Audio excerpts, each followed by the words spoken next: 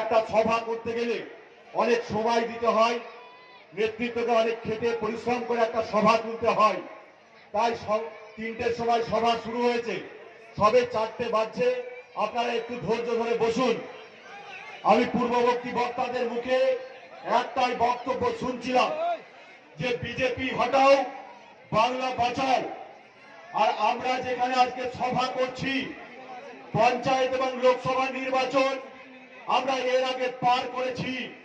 পঞ্চায়েত নির্বাচনে শুনেছিলাম সুদী বিধানসভায় নাকি বিজেপি, সিপিএম আর কংগ্রেস তৈরি করেছে ঘাঁটি।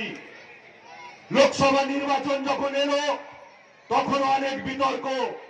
শুনলাম সুদী বিধানসভায় নাকি সিপিএম, কংগ্রেস, বিজেপি এবং এক শ্রেণীর দুষ্কৃতীরা তৈরি করেছে সুদী বিধানসভায় ঘাঁটি।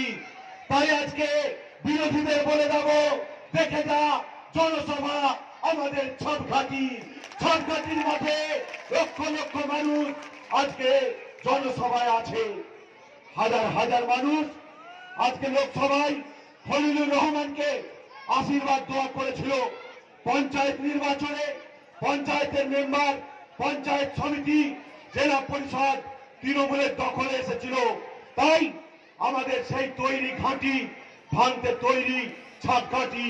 ছাপঘাটি থেকে শপথ নিতে হবে যে সুদী বিধানসভার 2021 সালের নির্বাচনে আমরা তৈরি করব আমাদের কর্মীদের নিয়ে, আমাদের দলের সৈনিকদের নিয়ে আমরাই এগিয়ে যাব, আমরাই তৈরি করব নির্বাচনের ঘাঁটি।